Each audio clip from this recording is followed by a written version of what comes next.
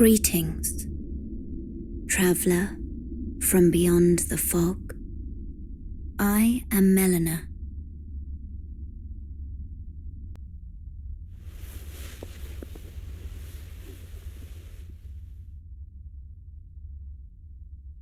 I offer you an accord.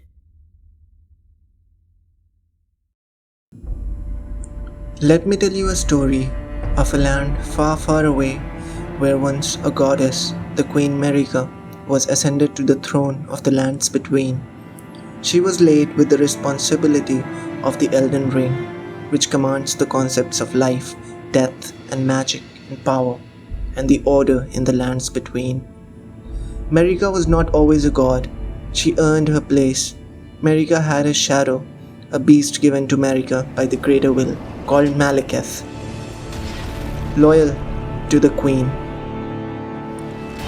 As her consort and her husband, Marika had got free, but the lands between was a place far wide and diverse for a single god to rule. It had many factions, each with their own faith and beliefs. Marika's followers were called the Golden Order faction, but Marika wanted to conquer them all, one god to rule them all.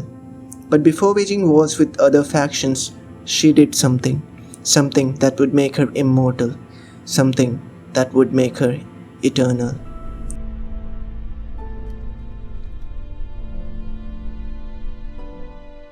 She removed the rune of death from the Elden Ring, thus becoming Queen Marika the Eternal, and thus began her rule, the Age of the Golden Order. The rune of death is unbound.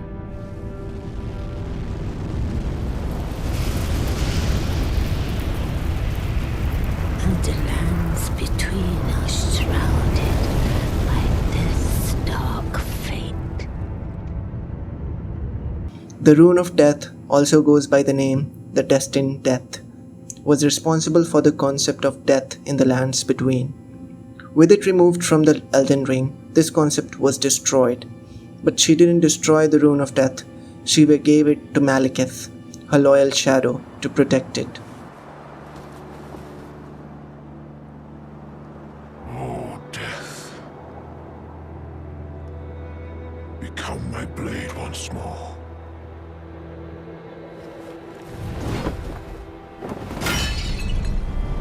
Then she waged wars among other factions. With her army under the command of her consort, Lord Godfrey, who was the first Elden Lord. Upon my name as Godfrey, the first Elden Lord. What followed was a war unseen.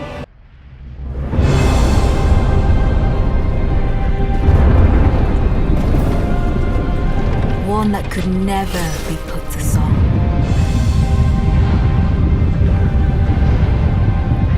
A purge without grace or honor. The tyranny of Messmer's flame.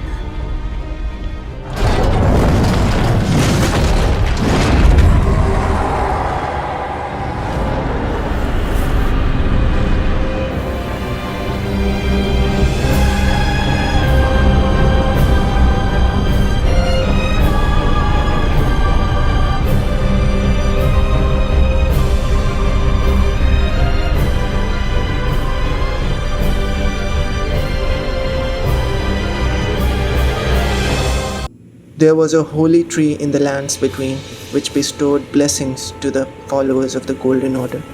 The blessing was in the form of light shining in their eyes, called the grace of the gold. The great earth tree was a symbol of the Golden Order itself, a symbol of presence. But the Golden Order was not accepted by every faction, and this order faced resistance. One of those was from the lands up north, known as the mountaintops of the giants. They were powerful fire giants which worshipped their own god, and they were in possession of a flame that was powerful enough to burn away anything, even the earth tree itself. Marika could not stand to have such a threat in her reign, so she ordered her lord Godfrey to wage war against the fire giants. Godfrey led his army to the mountain tops of the giants. Marika and Godfrey together, they massacred every single giant. Godfrey killed their lord himself. All but one remained, cursed by the queen to tender to the flame for eternity. But this wasn't the only faction that resisted Marika's order. There was one other, in the lands of Liurnia, whose strength matched that of the Golden faction, known as the Carian royal family. Under Renala, Queen of the Full Moon, head of the Academy of Raya Lucaria. This faction were proficient users of magic and sorceries. Marika's army this time was led by her champion Radagon. The Carian family fought the Golden Army unwilling to give up.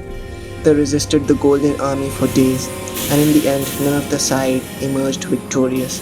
But the battle did not end by either side's retreating. Instead, Radagon, the champion of Queen Marika, fell in love with Renala, Queen of the Full Moon, and married her. Marika didn't seem to pay much attention to this union and was busy among other matters of importance.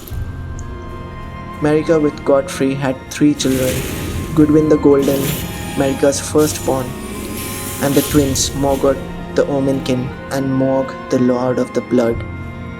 The latter 2 of her children were cursed and were hidden below the capital. Radagon with Renala had 3 children as well, General Rodan, Rani the Witch, and Rykard. Rodan grows to become a commander like his father, and Rykard studies blasphemy and had himself consumed by a snake. Godfrey was occupied in fighting battles for Marika. One by one he defeated everyone who dared go against the Golden Order. And when the very last of his enemy fell, his purpose was fulfilled. But things didn't end very well for Godfrey. Marika banished Godfrey as her lord. She took away the grace of gold, and thus making Godfrey the first tarnished. She then exiled her from the lands between and ordered her to wage wars and grow stronger, so that one day, when she requires his service, he shall once again return. At this point, Marika was questioning the Greater Will herself. She was having doubts. She was consumed in finding the secrets of the Greater Will. It was not long before she felt the need of another lord, another consort. At this time, she married Radagon. Yes, Radagon left Renala for Marika. Renala was left so heartbroken by this that she was not able to rule her kingdom. She was consumed by her grief, and soon her followers realized that she was no champion of them. This led to a civil war between the Carian royal family and the Academy of Raya Lucaria. Renala was locked away in a grand library by her own students. Marika yet again had 2 children with Radagon, Melania and Miquella. Melania was cursed by Scarlet Rot, and Miquella was cursed to stay a child forever. So by far the only child of Marika who was not cursed was Goodwin the Golden. But the one who turned the course of event of this story is Renala and Radagon's daughter, Rani. And so in a single night everything changed.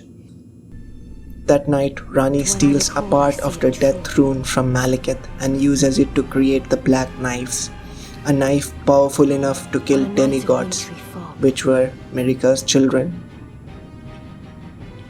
Rani conspired a brutal plan.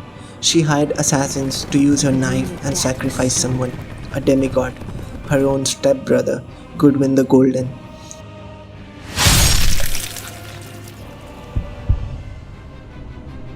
And the demigods began to fall, starting with Godwin the Golden.